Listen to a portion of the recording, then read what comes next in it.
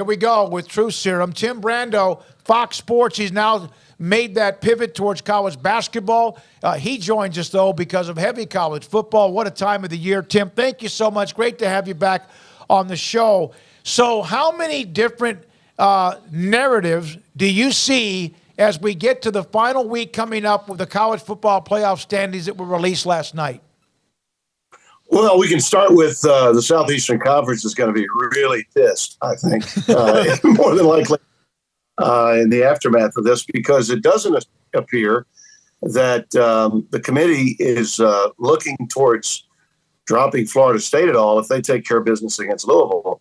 That's a desperate. I mean, listen, they need Texas to lose and Florida State to lose. Can it happen? Yeah. I mean, yeah, it can.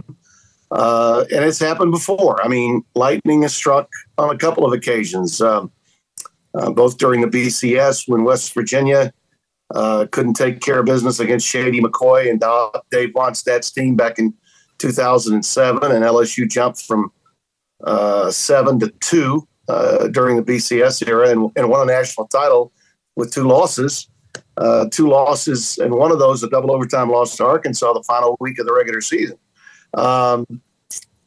But I mean, this notion that and narrative that's coming out of the Southeastern Conference, it's obvious they're hanging on. I mean, this notion that Alabama, if it beats Georgia, is a lock. No, they're not a lock. Georgia needs to win for the SEC to be a lock. And, the Washington-Oregon winner, based on, the metrics we're looking at now, I mean, that winner looks like it's in, whether it's Oregon with one loss or Washington undefeated. And, Michigan and Iowa, two bets there, Michigan to win and take the under. and I think if you look at the ACC, I don't know that. I mean, maybe Louisville can pull a rabbit out of a hat. Jeff Brom's a really good coach, and they got spanked in a game that they were not supposed to lose. And maybe they'll be angry, come out and take it out on Florida State without their quarterback, because they're not the same team. That one is a little bit surprising to me. I jumped Oregon over Florida State, even with a loss, in my top 10 last week, because I just think they're a far superior football team. So, but I mean, obviously Washington and Oregon will eliminate one or the other. And either way, the idea or the concept that, that Alabama especially can jump from 8 to the top 4, boy, that's a wild reach right there. But you know how they are down there, man. They think it's their God-given right. How dare you keep them out twice? Once for TCU and then again for Florida State. Further proof of why we need to have an expanded playoff right now. We could argue forever, and I would just tell you that all 8 teams, all the top 8, has a reasonable opinion that they could win it all. And it's just a damn shame that we can't go to a 12-team format right now, because it'd be a lot of fun. But it'll whet the appetite for next year. Yeah, Tim, I think you make it. That's a good point. Of like, we now, like, this after Sunday, we don't have to worry about like gnashing our teeth over this right. fourth thing anymore. It's over. It's done, and it maybe proves the point of like where college football is going, is that free agency has given it parity, Tim. Nobody is necessarily running away with this thing anymore like they have in the past, and that's only going to continue to move down the parity side as opposed to the 10-year dynasty side because of the transfer portal and name, image, and likeness. So we better get used to it and enjoy it now, because it's going to be like this pretty much from here on out as far as I'm concerned.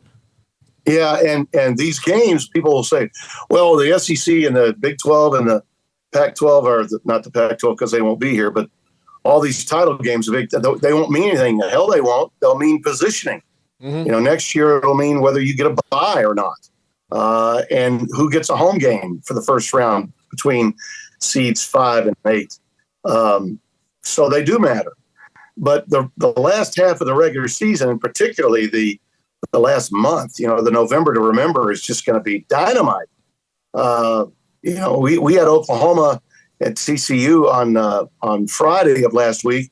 Oklahoma, if we had a 12-team format, would have been playing for positioning just to get in. And they would have been well positioned with that win and would have been getting in. So all these games will take on so much more importance when we get there, and that's what's going to be so fantastic about it. I know there's earth-shattering news about, what a quarterback costs in the portal. I saw what Matt Rule had to say about the going price, but this is the world we're in, and there's nothing that's going to change that.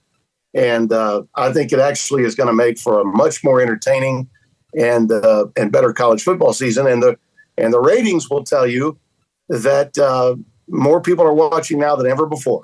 19 million for Michigan, Ohio State, a meaningless game in the snow between Iowa State and K-State. We had over 3.3 million viewers to that game, and it meant really nothing.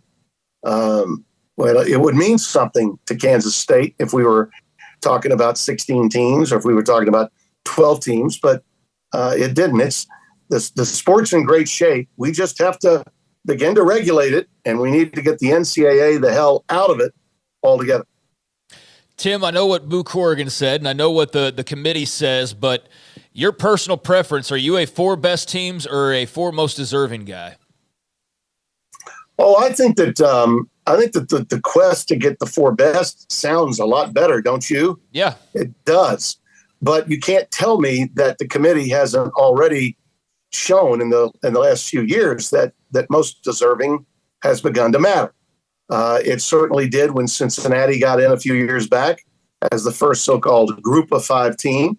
TCU lost its title game to Kansas State and still got in last season. And I think they got in on the basis of really controlling much of college football's significance the last 8 weeks of the regular season. So deserving is in the minds of the beholder. It's in the minds of the committee. I do think that that'll change again once we go to 12. I think the only thing they're going to find out when they go to 12, fellas, is that, oh my God, why didn't we have 1, 2, 3, and 4 play the first week? You know what? We're going to do that in the next TV deal. They don't get a bye. We're going to make them play at home. That's what's going to happen in 26. Tim, someone in the chat room, UT Parking, and we got a lot of fans from all the various fan bases, even those who are not a part of this, asked about the College Football Playoff Committee, why there weren't more coaches on it. And I mentioned that there's been a few, and there's still a lot. But why no one in the media? And I mentioned that you just can't be a part of that process. But the media, and I'm fortunate, I know you are too, we do have a Heisman vote. What's the difference? Well, I think the Heisman vote has always been considered regionally biased, so it's accepted to have media. But when it comes to the college football playoff and then the BCS, one of the reasons why we had too many computer polls in the BCS when it began was because Roy Kramer was concerned that the people running the computers would be biased, so we had to have too many of them, right? Yeah. And then the whole regionally biased thing comes into play with who they're putting on the committee. You know, which athletic director from what team and what conference and so on. I remember the first year of the college football playoff in 2014. It was major news when a committee member was drafted, when we brought someone in. Remember the buzz when Condoleezza Rice was part of that committee? Remember the buzz when Archie Manning was part of it? And then Archie wound up giving up his because of his surgeries that he was going to have. He couldn't come in and make those airplane trips that particular year. And I could tell you, he really was telling the truth. He was about to have knee replacement. It was going to be pretty painful for him. But we don't scrutinize the committee anymore. Okay, we really stopped it after the second or third year. Nobody really cared. It was like, oh, all right, well, whoever they got, they'll do the best job possible. I mean, it was news when Tyrone Willingham was on the committee the first time, when Tom Osborne was on the committee. You knew about it. And I think that since people stopped caring, we've seen a steady influx of more college administrators rather than coaches being involved. Now, those coaches that are there, they do carry a pretty big stick in that room. They have the attention of those that didn't coach. But that committee looks a hell of a lot more like an NCAA tournament selection committee than it does, a blue ribbon panel of college football experts.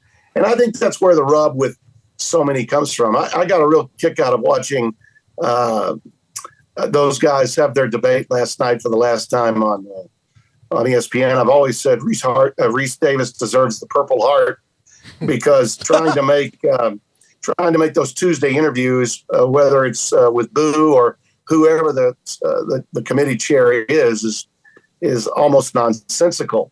The responses are canned, and that they are. But then, McElroy and Galloway going at it. And I don't think Michigan State in 15 should have been there in 16.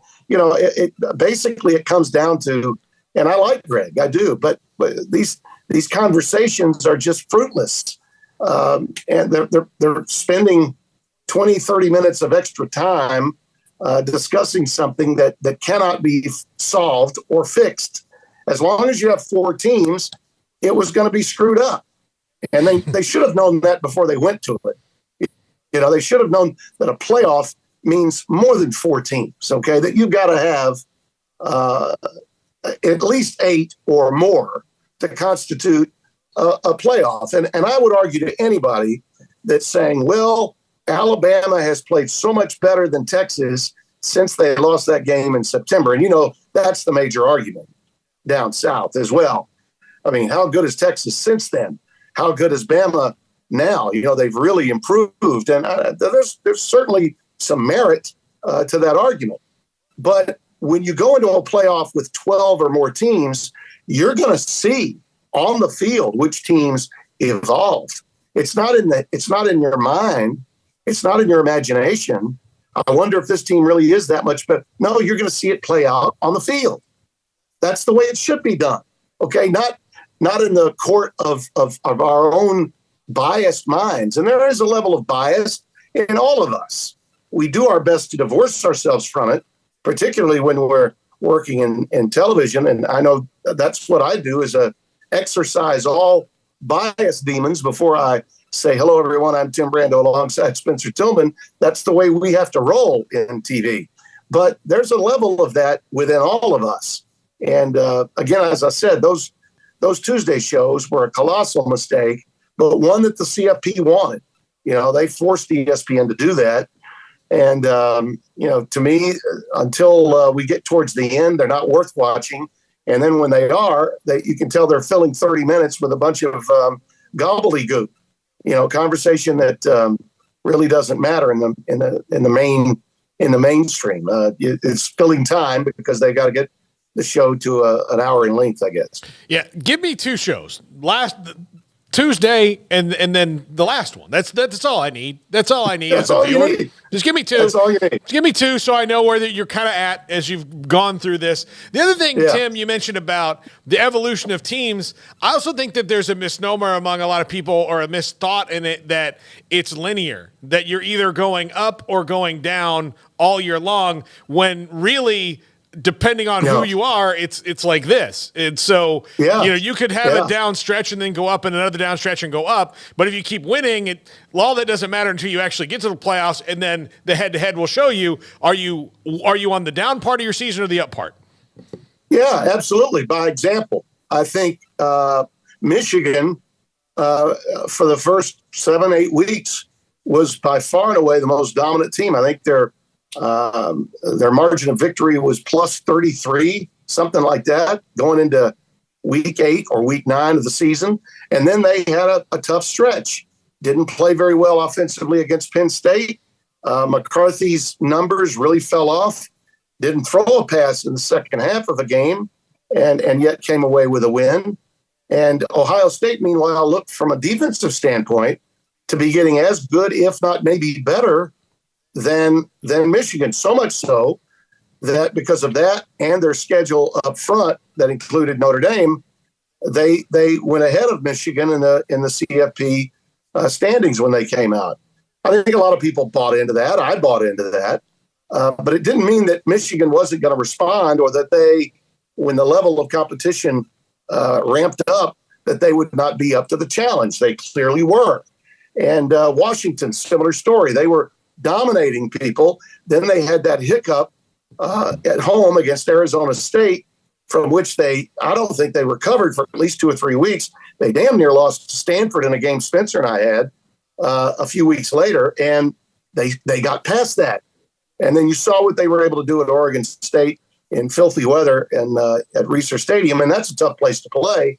And they dominated that game. The score probably would have been a larger margin had it not been for the bad weather. But to me, Oregon right now looks like the best team in college football, yet they've got one loss, and unless they beat Washington, will be on the outside looking in. But yeah, there's ebb and flow to every season in college football. We just haven't had to pay attention for years. Neither have these analysts, because they all have their own agendas. And absolutely, there are guys that are in my profession that haven't seen certain teams at all. Okay, and you have to take that into consideration. You have to take stock in that. I didn't give Georgia its due because I couldn't unsee the Auburn game at the beginning of the year. I thought, my God, they are struggling with Auburn. Now, they lost Brock Bowers, their tight end, in that game. They had receivers, McConkey and a few others were out for that game. And you saw how Georgia responded in the aftermath of it. Meanwhile, you can make a case that Alabama had a much tougher time with Auburn than Georgia did.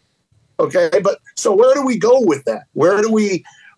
It's about ebb and flow. And ultimately, that's why we have to have, in my view, the top 12 and soon after the top 16 play it out on the field. We don't need a group of people in a room, whether it's 13 or 20 or 6, telling us which teams deserve or which teams are best. Back to your initial question. Am I a deserve or best? I'm a let's get that part of it and that part of it out of the mix. So we decided on the field, and that's what we're going to do. Tim, the carousel has been hot and heavy, not as much as last year. Last year and the last couple of years really have been bonkers. This one's a little bit it's still crazy, but not totally nuts. We did see, however, Trino back to Arkansas. Well, okay, you're right. That's a little nuts. You're right. That's a little nuts. That's a little nuts. Yeah, just not as many big jobs as there were maybe a couple years ago. But yeah. Let's start off with Mike Elko and Texas A&M, and we can kind of maneuver our way down if the other fellows want to do that as well. But this looked like it was going to be Mark Stoops there for just a second, and then it wasn't, and that's all going to be debated about what actually went on there. But your thoughts on Mike Elko and the Aggies, and now moving forward as a program? Well, I think they in the end won out. They got a good guy, and I think Mike Elko will do a really good job there. He certainly understands the place. He knows what he's getting into. I think that the whole Stoops thing was just Jimmy Sexton once again playing the athletic director, playing Ross Bjork like a Stradivarius. I mean, that's what that was. And it happens all the time in the SEC.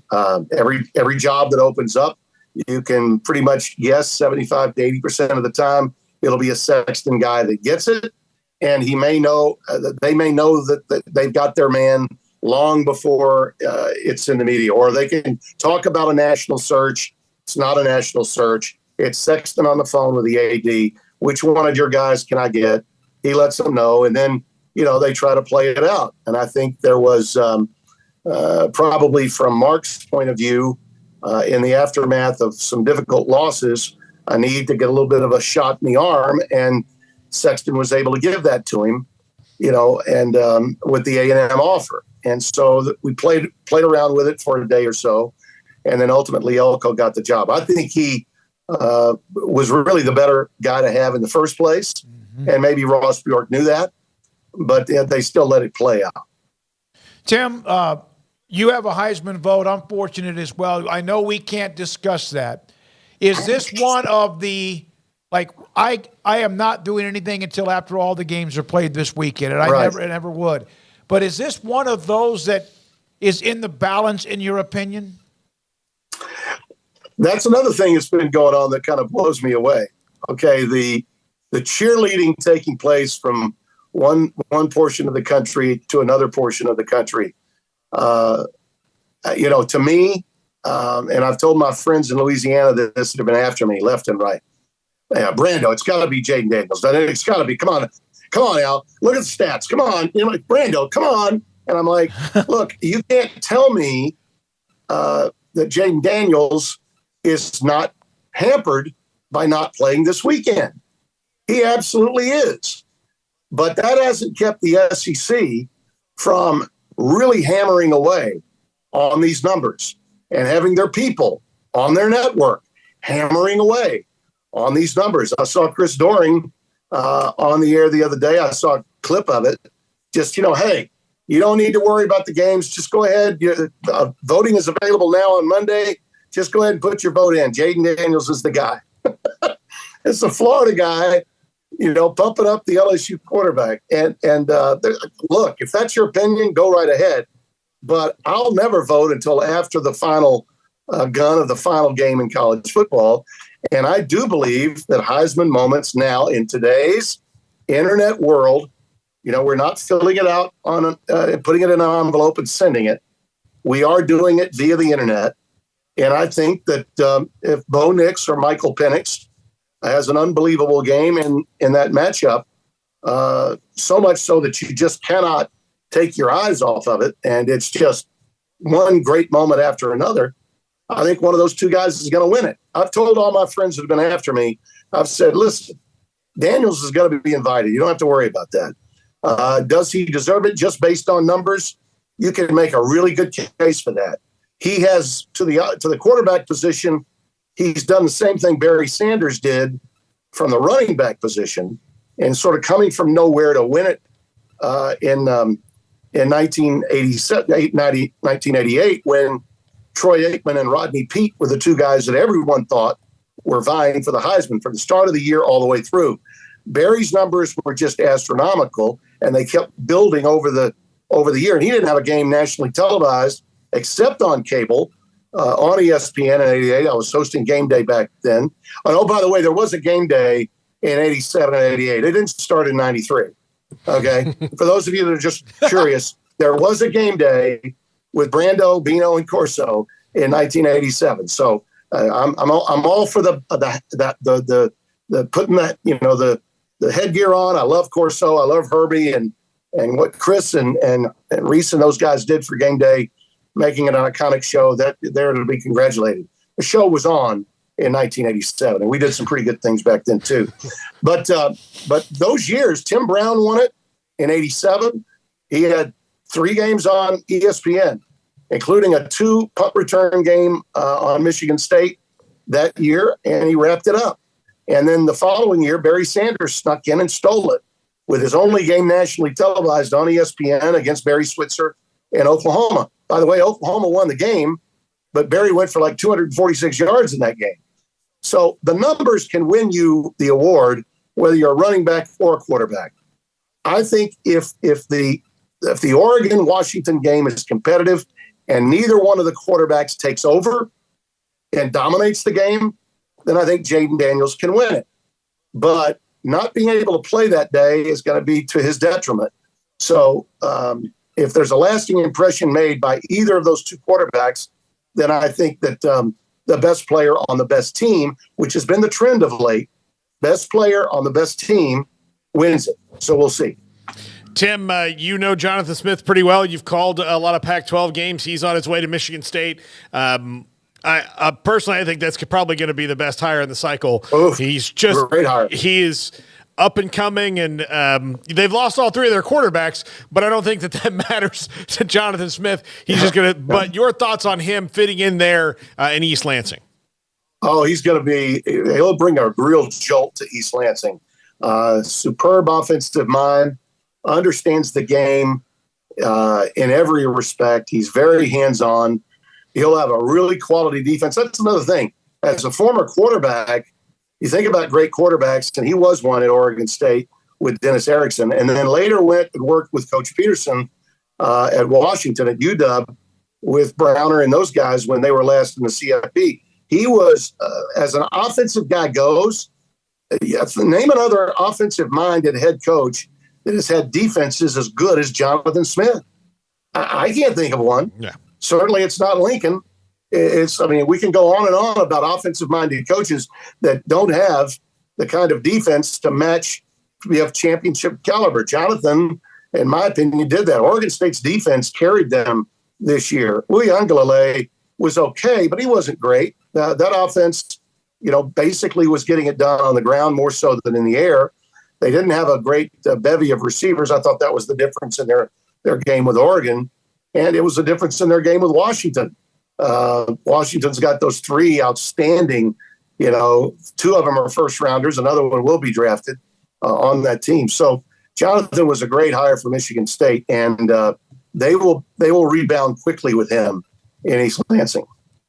Tim, you're about to pivot to basketball. And looking back at your sledgehammer of a schedule with you and Spencer, how much of that, you can go right into basketball, but how much of that did you need, if any kind of decompression, even though I know you love what you do and want to do it every day? Well, I will get to decompress after 2 weeks of hoops. They got a couple of big games. Wisconsin and Marquette's a hell of a game. Marquette's number 4 in the country, and the battle for Wisconsin is always a big deal. And I'll be with Raft on Saturday at 11:30 Central, and that'll precede the Mountain West Championship and then the Big Ten title games on Fox. And then the following week, Raft and I are going to be at Villanova at Wells Fargo when UCLA comes in. That's a big Saturday night primetime game to have. And then I'll get my time to decompress between the 9th and the 30th. I'm going to come down for a women's game. Baylor, by the way, your Baylor Lady Bears at Texas on December the 30th. I'll have that game, and I'm really looking forward to it. But that time between the 10th and the 29th, that's a good almost 3 weeks to decompress. I'll be honest with you, fellas. It would have been nice to have had a championship game as we've had in the past, Spencer and myself. Yeah. Last year we were in Fresno, and 2 years back I did the Pac-12 championship out in Santa Clara. It's tough.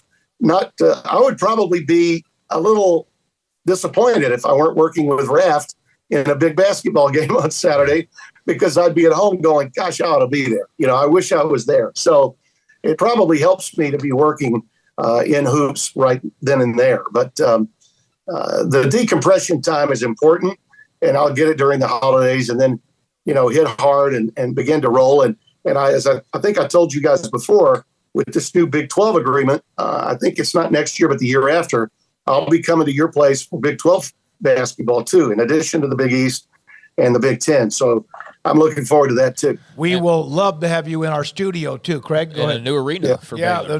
the pavilion. Yeah, the new arena, the Foster Pavilion. Tim, I know that we interrupted your babysitting duties. Appreciate you still having time for us as always. Do not get too far away. We will have you back again soon with all that we still have in college football. Well, happy to do it, fellas, anytime. And I managed to get some of the drool off my shoulder. Yeah. Thank you, man. Love your time with us. Tim Brando, Fox Sports, with us on 365 Sports. We appreciate his time as always. I know we have to go again.